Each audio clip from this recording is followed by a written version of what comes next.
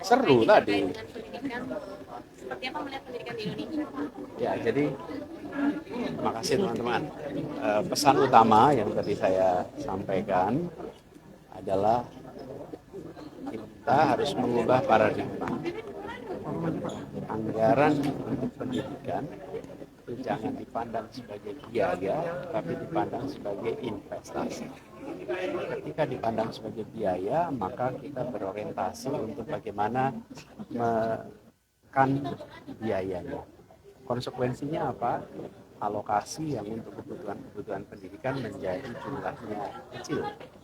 Kalau ini dipandang sebagai investasi, maka kita tahu akan mendapatkan hasil di kemudian hari, sehingga mengeluarkan biaya yang atau mengeluarkan anggaran yang besar itu akan dapat hasil yang besar pula. Sebagai contoh, ketika pendidikan tinggi misalnya, beban anggaran itu ditanggung oleh minimal dua pihak. Satu ditanggung oleh negara, dua ditanggung oleh orang tua. Ketika ini dipandang sebagai biaya, maka besarnya dikurangi.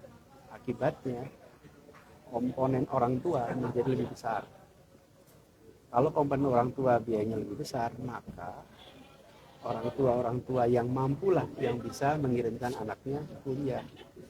Tapi kalau dipandang sebagai investasi, tiap anak yang berhak, yang lulus seleksi, lalu bisa kuliah dengan harga yang murah, karena negara mengeluarkan alokasi yang lebih besar, hasilnya akan dirasakan di kemudian hari.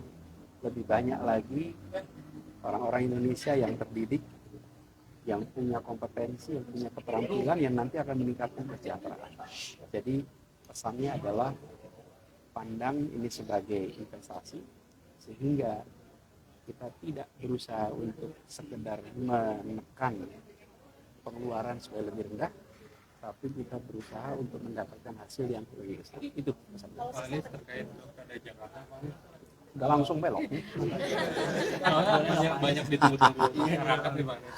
Nah, ini kan PKS terakhir membuka peluang untuk bergabung dengan Pilpres, salah satu alasannya karena tenggat waktu dari Pak Anies dan PKS untuk menjadi teman koalisi selama 40 hari itu sudah jatuh tempo pada 4 Agustus kemarin. Itu bagaimana Pak?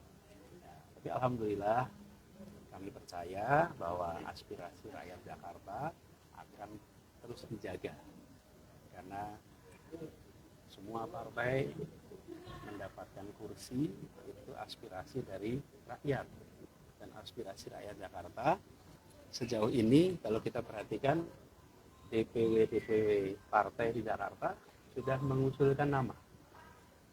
Nah, nama-nama itu adalah cerminan dari aspirasi warga.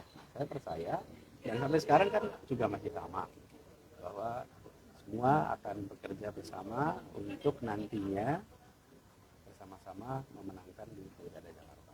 Jadi saya percaya bahwa semua yang sudah mendapatkan amanat dari rakyat Jakarta akan menjaga amanat ini. Dan bagi saya sendiri, ini adalah tentang Jakarta. Kita ingin Jakarta lebih modern, kita ingin Jakarta lebih maju, kita ingin Jakarta menjadi kota global dan kota yang mengayomi semua. Dan itulah yang jadi fokus kami selama ini. Dan kami percaya semua partai juga menginginkan agar Jakarta menjadi maju berkembang. Kita fokusnya di situ. Tapi Pak Anies masih yakin dapat tiket nggak? Sesuatu ini Pak nggaknya upaya untuk menjegal Pak Anies. Ada perasaan upaya itu. Iya, soal wanita Apakah upaya itu upaya simulasi ini Apakah apakah salah satu upaya untuk Nah, itu menembosi? semua kan spekulasi-spekulasi. Kan kita lihat sekarang ini tidak ada yang, memang ada yang berubah, belum ada yang berubah. Sama. Ya, tentu kalau bicara tentang apa ya, komentar-komentar bisa macam-macam. Tapi keputusan partai kan masih sama semua. Jadi kita hormati, dan saya percaya partai-partai ini akan mengikuti apa yang menjadi aspirasi pemilihnya. Pemilunya belum 6 bulan, dan kursi-kursi itu kan juga didapat dari aspirasi warga.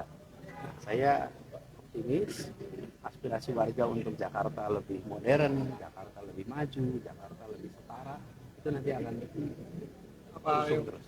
Apakah yang membuat Pak Anies percaya Pak untuk bisa partai-partai bisa Atau sebaliknya, apa yang buat saya tidak percaya? Nggak ada. Saya percaya. Berarti masih yakin bakal dapat tiket buat maju di Jakarta? Saya melihat tidak ada perubahan. Gosip itu macam-macam.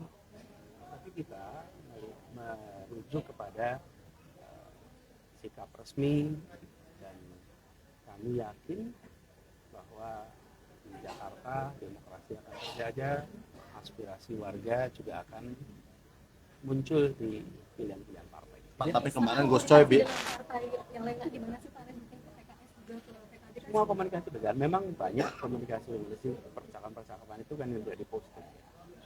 Jadi tapi komunikasi berjalan, diskusi berjalan, karena itu kami merasa optimis bahwa apa yang diharapkan oleh warga Jakarta nanti tercermin.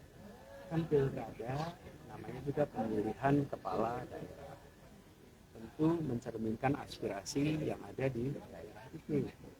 Dan itulah yang harus jadi fokus kita. Fokusnya tentang Jakarta dan tentang bagaimana Jakarta lebih maju.